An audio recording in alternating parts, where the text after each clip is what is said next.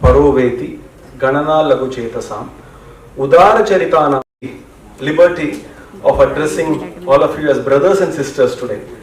Because initiative for retail contribution. Somebody wondering how does it get known, because it's such a great project. How do people in general get awareness of this so that they can contribute? That was my question. I think we are working on creating a lot of social media and awareness through even NSE and stock exchanges. The IPO, the prospectus has been just filed and it will be approved, I think, before the month end. But during this time, we will continue to spread the word.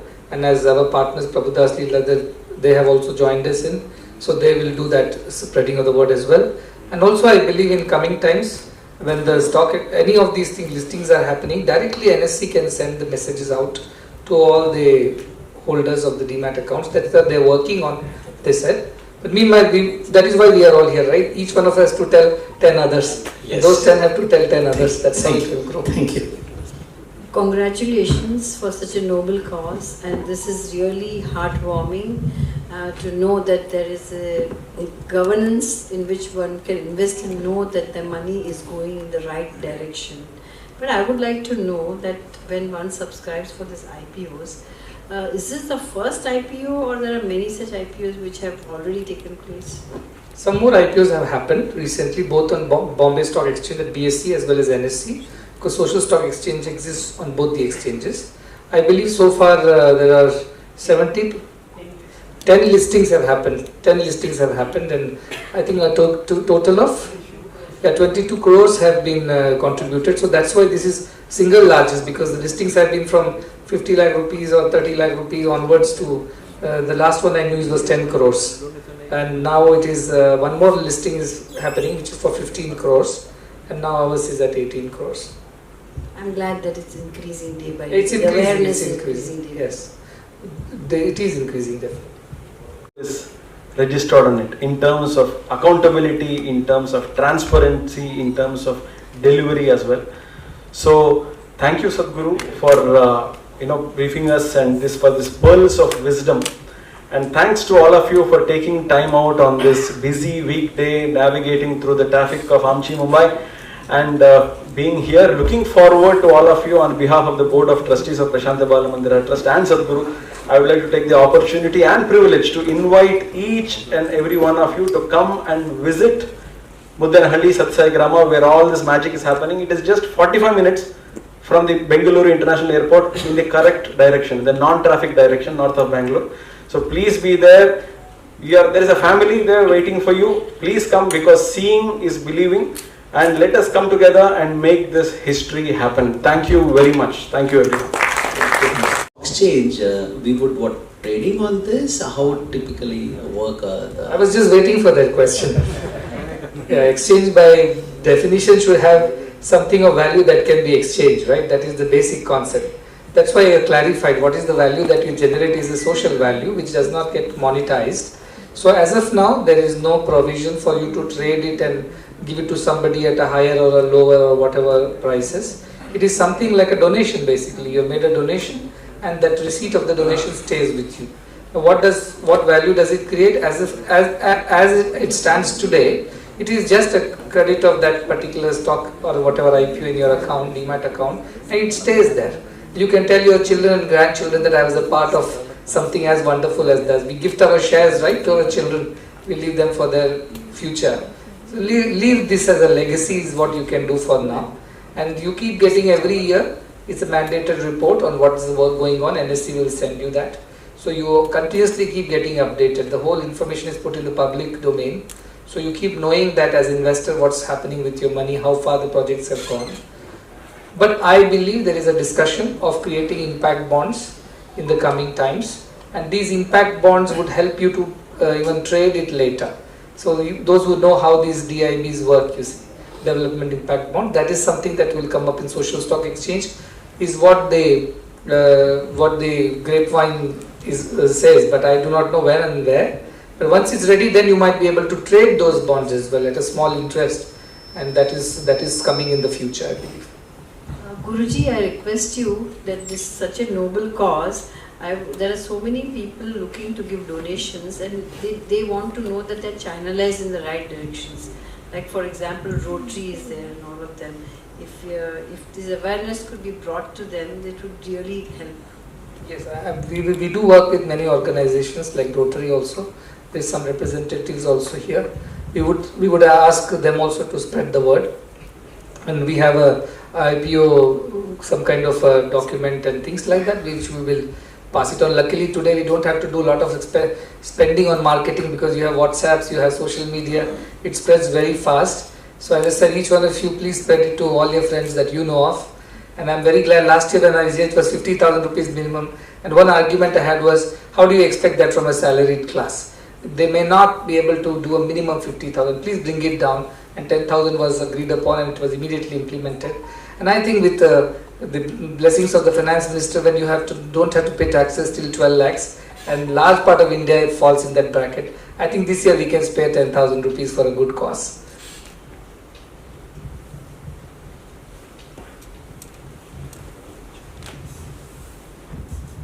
Swamiji, it's humbling to be asking you this, and thank you for your generosity towards society. I just had one quick question. This entire department seems to have 600 beds. So what kind of radius or geography are you targeting? And are you working beyond a couple of states to be able to sort of do justice to what's happening possibly around neighboring states? Yeah, very good. The immediate catchment area for this kind of hospital will be 200 kilometer radius, where people can come within 2 to 3 hours, because it's connected by highways. The location is amazing because it is very close to a national highway which goes from Bangalore to Hyderabad, and then it is also on the state highway, which is Karnataka state highway. So a lot of people can access it very quickly. But do we serve people beyond the state or beyond the district? Yes. Because it is a free hospital, people come from as far as West Bengal, Bihar and so on, because their healthcare is definitely lacking, and they don't mind making that journey here because they can get free of charge hospital care.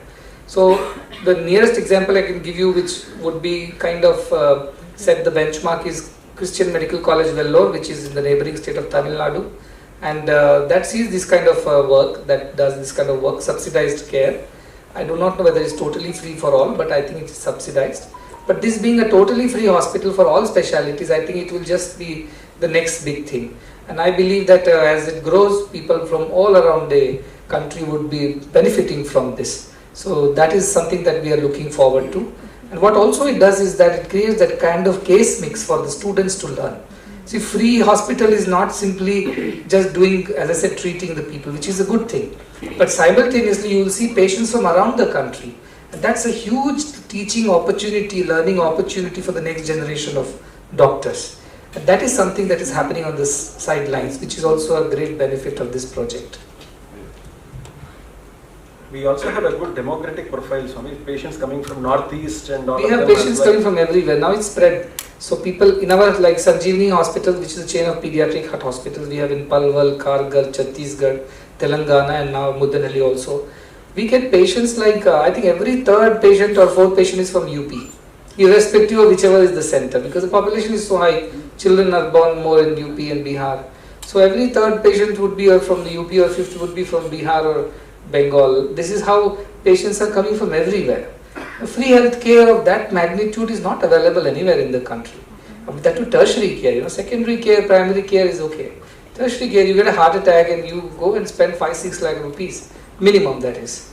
You do pay nothing, you get accommodated here, your father or mother or relative who has come with you also gets free accommodation on the campus and food till you are discharged. Because we don't want them to be, looking for a place to stay and eat.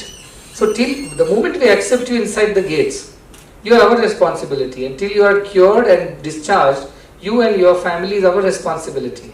And once you are out of the gate only, then you are on your own. But then you come back for your checkups and things like that. And on the sidelines, what we are doing, we are opening a lot of wellness centers around the country. Our aim is to be in every taluka in the country. That is 6,000 such small centers connected to telemedicine, which will also create the awareness for the rural folks that don't go and waste your money here and there. There is a hospital down south which will treat you for free. Many times we have seen patients who have already spent 1 lakh to 2 lakh rupees in diagnostics or going from this hospital to that hospital, which we could have saved if they were aware of us. That is why I'm saying spread the awareness both ways. IP awareness is one thing, and as well the awareness that such a hospital exists, so people can access it without wasting too much of time and money elsewhere. What it means is absolutely zero out-of-pocket expenses for the patient, medical or non-medical. That is the idea. But we do use Ayushman Bharat, state health schemes, whoever is eligible, we do apply, and that is one part of the sustainability of the mission. The second part of the sustainability comes from corporate social responsibility programs. So more and more corporates are aware of the good work and the quality of work. So they have started participating through their CSR program. So that has become another helpful. And then there are large-hearted philanthropists who have supported it. A lot of NRIs, as I mentioned, over 80% of our contributions have so far come from abroad. These are NRIs or even foreigners, in the sense they are not Indian citizens in whichever way. But they believe in a good cause of humanity and they have contributed. So this is how we have come this far. And now I think it's time for us to rise, because the world has helped us so far. Now it's time for India. And I believe it should happen because India's surplus is increasing. If we become a $5 trillion economy, which we are already on our way, I think every GDP will go from $2,500, $3,000 to $10,000, $12,000, $15,000. The middle class income will rise. And if tax slabs remain like this, then they will definitely have a little more than what they need to give for a good cause. So I think the timing is quite good of coming on a social stock exchange and with CSR policy on one side. And I'm hoping that someday CSR becomes a part of social stock exchange to some extent. And marrying these two will definitely be a big game changer for social stock exchange. Any questions? Maybe you can take one last one. Anyway, so now social stock exchange is kind of gives a 24. Which we all strive for. When we wear a particular brand, it gives that all of us a feeling of being elated, being part of something, and it is that feeling for which we all strive. And here again, it is that feeling of making that contribution that enables through stock exchange, social stock exchange, that helps all of us. Guruji, can you tell us how Prashanti Balamandir Trust is planning to take advantage of this regulation which is now available through social stock exchange, and what are your plans? We listed on this exchange a year ago, and I was here in the same auditorium with the NSC, and we were talking about social stock exchange, and then it was still in early stages, nascent stages. Not many NGOs had listed. So we thought that this is an opportunity which is being promoted by the government itself, and they want this to succeed. So we wanted to be a part of it because we wanted to be a part of the growth story of India. So we listed. Of course, it took some time to organize ourselves and get the act together. So today, Prashanti Balamandir Trust, which has been working for over 50 plus years in the field of rural education, but healthcare added recently. Before that, it was nevertheless working in rural education. Thousands of students have been benefited from these programs. And our sister trusts also work with a nutrition program and pediatric heart care, as you have already seen in the video. So now our idea was to take the education to the next level, which was to build a medical college which gives education free of charge. That's the first of its kind in the whole world. And you wouldn't believe, but the kind of students we get, they all come from the regular NEET exam, and they are doing very well. I think we were the first medical college which got, in the very first year, 100% results, and 60+% people had got distinctions. The rest all first class, no second class at all. And these are rural kids, mind you. So that is the potential to be untapped and right opportunity. And half of them are girls. So that's another thing. They all come from families which have less than $200, $300 of income per month, for a family of 4 or 5. How can they afford? Even a government seat they cannot afford. So our healthcare actually started with the idea of building capacities in rural healthcare space. So medical college was built, the Prime Minister came, it was an honor to have him, he encouraged the venture. Now we wanted to grow it from regular MBBS courses to the super specialty courses, because without specialization you can't do really much. And for that we know PG courses in India, I'll just give you a bird's eye view, are very expensive in private setup. 2 years ago when we had started working on PG course, you won't believe, but a radiology seat in Gujarat went for 11 crore rupees. That's the fee in a private college.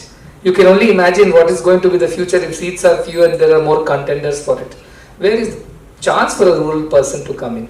And what does it do? It leads to cost of healthcare, increased cost of healthcare, because naturally you have paid so much for education, you must recover the debts or whatever you have taken for that. So this was the basic problem. That's what we identified, went to the root cause, and now we want to build a postgraduate program. Now that requires 18-20 different specialities, a different setup, a larger hospital, more cases. So that is why the new hospital has been thought of as the extension of the existing hospital. And we wanted to come up with we could have come with the whole big IPO with the whole hospital that runs into hundreds of crores. But for now we thought this is the first IPO, let us test the waters and see how the people respond.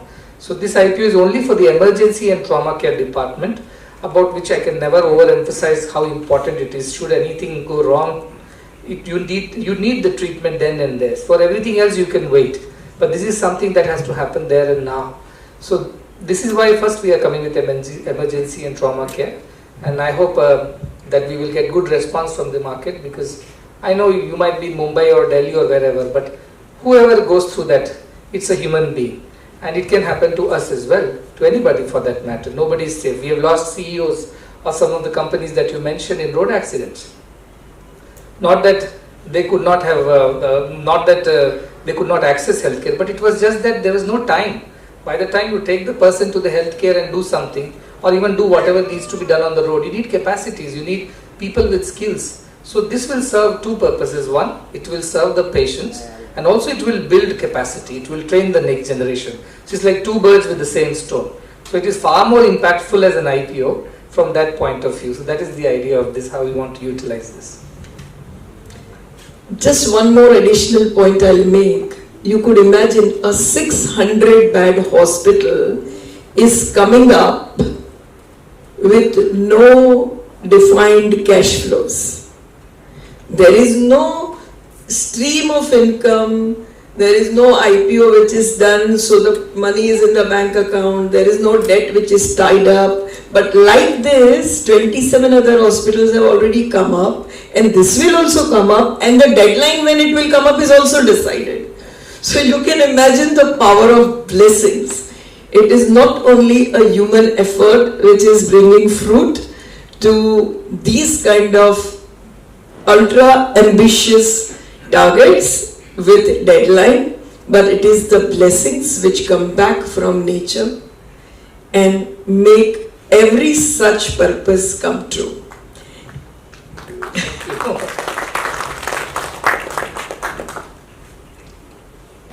All of us have to maintain budgets. Here there are no budgets. Individual, corporates and nations have budgets. But here there are no budgets. It is Swamiji who envisions, and everybody falls in place in India and globally. And I have heard, I've seen most of their facilities, so I have decided to come here in my own way, whatever little that I can give trust, but otherwise there is no need to give any further trust to the mission which he is on. And I have heard that 70 to 80% of the work which is done for the one who are underserved is done through NRI monies. That is the kind of response and respect that this mission is getting. Just one last question. In your opinion, what role would different stakeholders play in making the social stock exchange initiative a success in India? I think three important stakeholders that I can think of, which is the model on which we work. I call it as 3S model: Sarkar, Samaj and Samstha. Sarkar is the government that brings the right kind of policies. For example, social stock exchange is a policy matter which has been brought out by the Ministry of Finance and Corporate Affairs, or CSR for that matter, which is again unique to India. There is no other country with a regulated or mandated CSR policy, which is a very unique thing to India. And it's doing very well for NGOs. It has been very helpful. The other side is corporate, the social society, Samaj. So that includes you, me and everyone. And anybody and everybody who's a part of this whole great nation or the communities in the nation, they're all the society. They all have to contribute. Most of us think that we have paid our taxes and we have done our job. But I think there is something called beyond the call of duty. And that's what makes a difference. Just doing the duty will only yield the same average results. When you go beyond the call of duty, that's when you start making a bigger difference. So that is Samaja. And then Samskar, the NGOs like us, which are working at the grassroots levels, trying to make a difference. I know government is doing its job, so also corporate sector is doing. But still, there is so much need which needs to be served and addressed, and that's why these kind of social groups also become very relevant. So these three have to work together. So I'm very glad that government has come out with a policy like this, and social stock exchange is being promoted very heavily. It has been in other countries also, it exists, and it has had mixed results as well, depending on the people's participation. But somehow I am confident that in India, social stock exchange would do better, because Indians by nature know that they have an obligation towards society beyond their call of duty.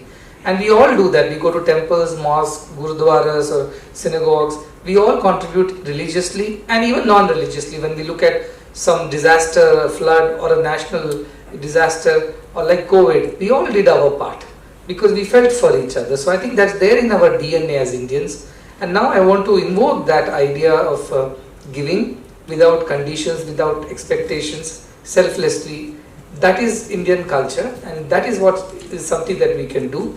And as India's surplus, grows, good budget, lot of surplus has come to the middle class now. Tax rebates have come, tax benefits have come. And I was asking Bala on the way, Bala, what will people do with this extra money in their pockets now? He said they should invest. Now he being from the market, he said don't spend but invest. Or I said yeah, but they should also donate.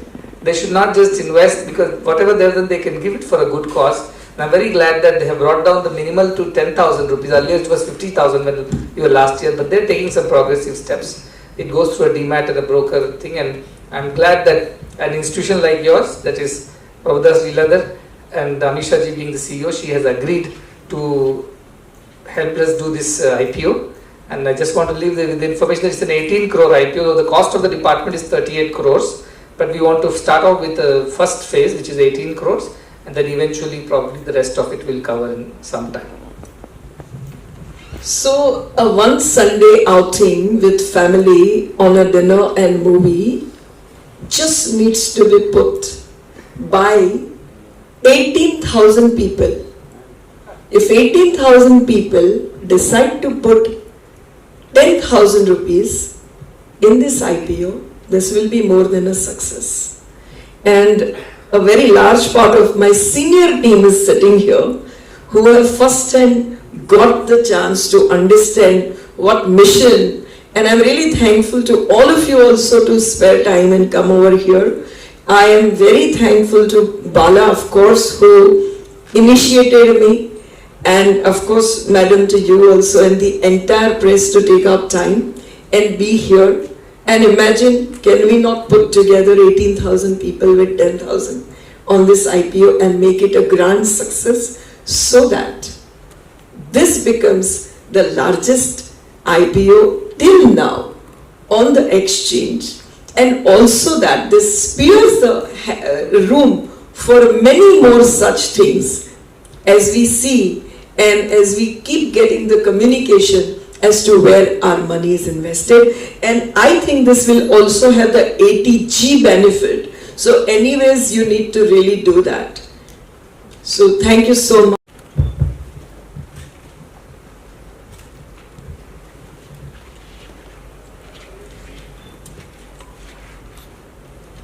Hello everyone.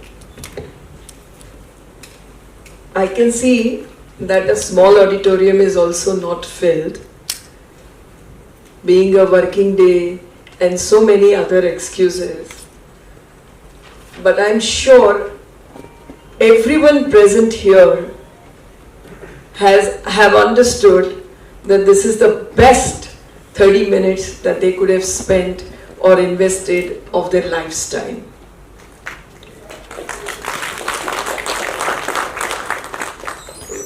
We could see what one person's vision, devotion can connect and bring what kind of change in lives of people.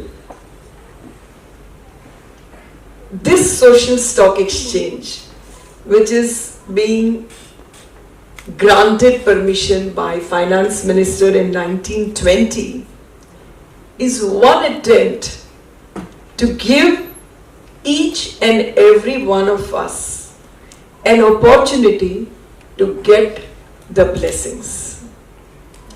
As you know, this is a very formalized way. So when a listing happens on a social stock exchange, they have to prepare a proper offer document stroke prospectus, where they have to mention what is the purpose of raising this fund, where these funds will be used. And at the end of every year, they have to again submit the usage of fund. The process makes it very easy for people like you and me to know that this is a foundation, this is a purpose which we can support, and this is the real work which is happening and what kind of impact it creates on the society. Not only that, this has made it possible to have it at a small amount of 10,000 of beginning to make blessings come back to all of us. With this, I would now like to ask a few questions to the man himself, who's leading this for all of us here in India and globally. Namaste, Swamiji.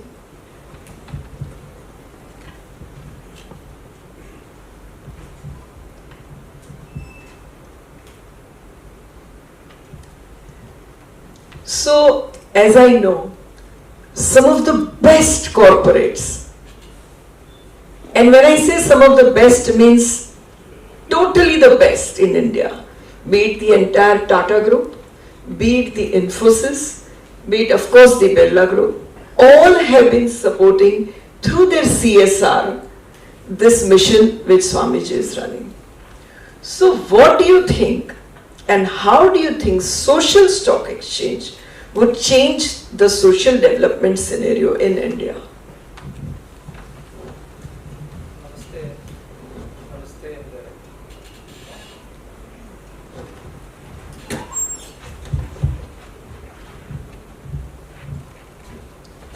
Thank you for lending your mic. Namaste, thank you for being here, and thank you Amisha ji for being a supporter as well as being here today for this cause. You've asked how the social stock exchange is going to change the way things are and build a better nation for all of us. As you know, India traditionally is a country which is deeply rooted in certain social values like charity. I think every Indian household has always engaged in some bit of charity, and whether it is religious or non-religious, but people have been there serving and helping each other. And COVID was one of those examples where everybody helped each other. No God, no religion, no guru told them, no government told them, but just humanity, that they went out and did what they did. And that is the reason why so many other social sector organizations, NGOs are present in India. However, for everyone to go out and do it all by himself or herself, it's not possible in this fast-paced world. It's very difficult to take out the time. But you can definitely share some of your resources, some of your wealth with the right kind of organizations which are doing an impactful work at the grassroots level, which you want to be associated with, but then you don't have the necessary time or the expertise to do that. So social stock exchange brings to you the right kind of NGOs who have been completely verified and through a very rigorous process of due diligence. And as you mentioned, even to come up with an IPO, you have to go through the same processes that you go through for registering or giving out with an IPO for a regular corporate. So this is as rigorous and as thorough as that. What does it do to the small investor who does not have the wherewithals to do due diligence by himself, or to go out and find out whether the NGO is for real, is really doing an impactful work, whether his money, hard-earned money, is being put to the right kind of use, and how will he keep himself or herself updated? So these are the questions that linger in the minds of small investors as well as the big ones. Now, big ones have a team, let's say CSR, as you mentioned, they have a CSR team which works completely in this area, whereas a small investor cannot get there.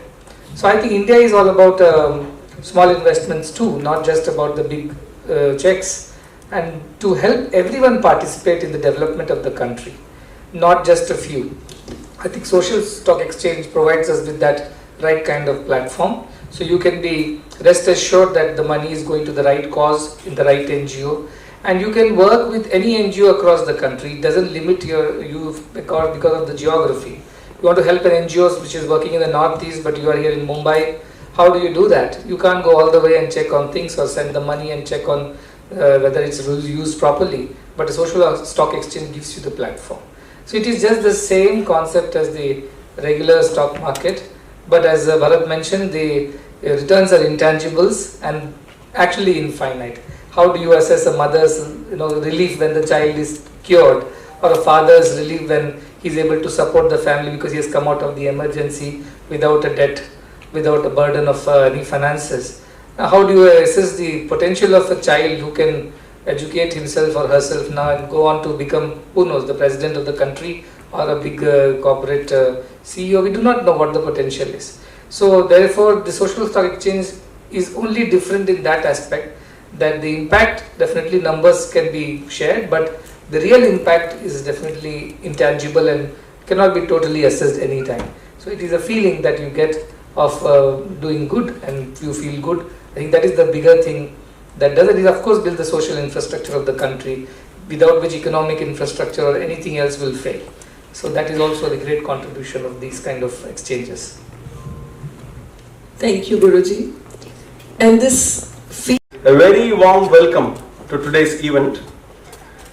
A very warm welcome to Sadhguru Shri Madhusudan Sai Ji, who is today a face for the faceless, a strong voice for the voiceless, and a hope for those who have given up hope in humanity.